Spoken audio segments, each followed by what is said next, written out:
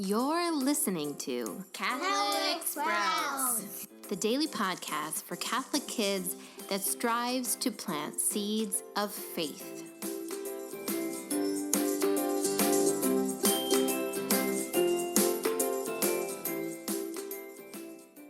Hey there, Sprouts. Today is Friday, August 9th, 2019. It is also the feast day of St. Teresa Benedicta of the Cross, also known as St. Edith Stein. This week on the Catholic Sprouts podcast, we have been talking about our motto, letting the Eucharist lead. We talked about how we are all part of a huge Eucharistic procession, and we need to be Jesus truly present on this earth, just as he is really present in the Eucharist. We talked about the sacrifice of the Mass. We've talked about adoration. We even talked about Mary's role in all of this. But today we are going to get down into specifics, and we are going to talk about what it actually means and how we actually do this to let the Eucharist lead. So here are some tips, some ideas for letting the Eucharist lead in your life, as well as how I am going to let the Eucharist lead this podcast. So first of all, my friends, as our patron saint of today, St. Edith Stein, told us, we let the Eucharist lead by beginning our day with the Eucharist. She was a religious sister. If you don't know anything about St. Edith Stein, here is a quick biography for you. So Edith Stein was born a Jew, and she unfortunately lived when the Nazis were coming to power in Germany. She was Jewish. She was incredibly intelligent, but she did not believe in God. However, through her studies and through her personal searching, she found God. And she was surprised to find the truth of the Catholic Church. Eventually, she converted. She joined a Carmelite order where she took the name Teresa Benedicta of the Cross. However, the Nazis soon found her there, even in the convent, and she was taken to Auschwitz, which was a Nazi extermination camp, and she died there. So that is the quick biography of Edith Stein. She, however, was a prolific writer and wrote many beautiful things that help us understand ourselves, especially Catholic women. So that's Edith Stein. But in all of the things that she wrote, she also advised people to let the Eucharist lead them every day. To do this, she said, start your day with the Eucharist. She was a religious sister, so you might think it was probably a little bit easier for her. Every day at the convent, they started their day with Mass and adoration. Now, chances are it's not quite as easy for you to get to Mass and adoration. However, I have a tip for you, and I encourage you to do this. Remember that at every Catholic church, Jesus is present in the tabernacle. He is always there, even if he is not exposed in adoration. And we can know in our hearts that he is there. And we can go there in our mind. We can kneel before him, even if we're not present in that building.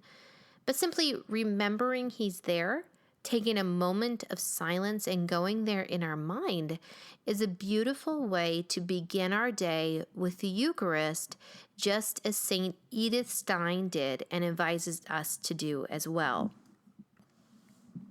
When we go to Jesus in the morning at the beginning of our day, whether we are at Mass or just going there to visit the tabernacle in our mind, it is important that we do two things. First, we simply need to say, Jesus, direct my path today. Jesus, direct my path today. And in that, of course, there's a big sacrifice because we're saying we're going to let Jesus be in charge. We might not be able to do every little thing that is on our agenda because we're going to give control over to Jesus.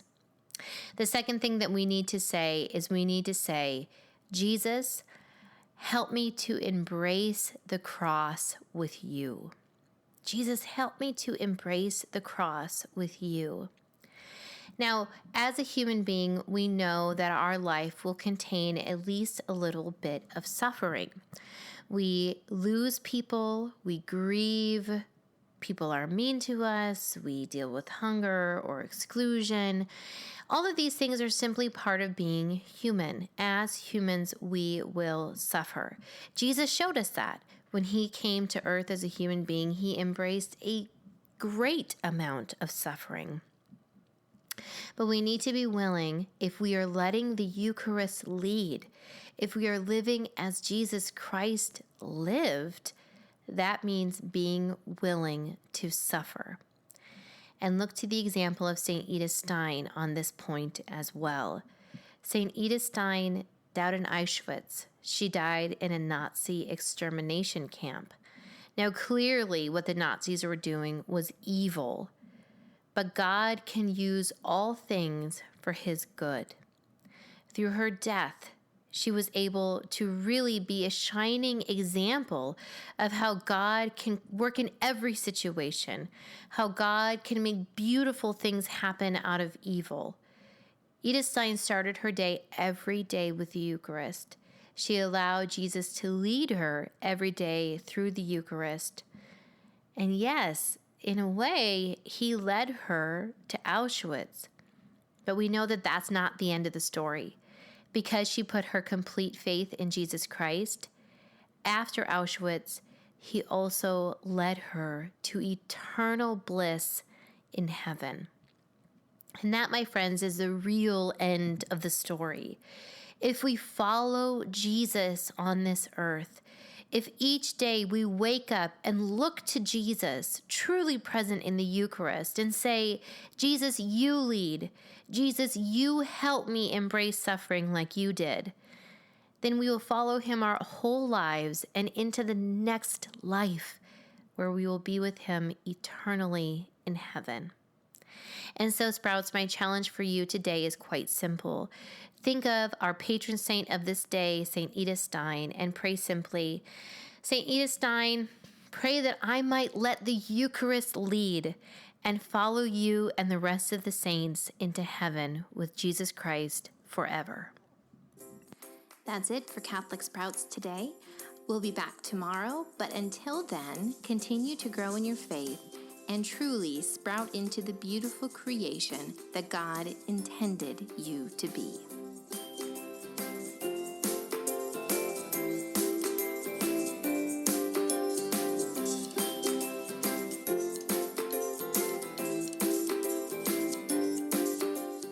Just one more thing. I would like to formally welcome you to Season 2 of the Catholic Sprouts podcast. This year, we are going to be offering an opportunity to go even deeper with the content that we share here. We have started a Patreon community, and for just $4 a month or $1 a week, you can have access to a printable activity to do in your family or classroom that will explore even deeper what we're talking about on the podcast. Along with this, we will also be compiling a simple sheet for parents so that they can explore similar content, look at adult topics on this content, and also form simple but beautiful communities in real life to discuss these things and really bond together as we work together to grow the saints of tomorrow. For more details on the Patreon community, I invite you to explore the show notes for this episode.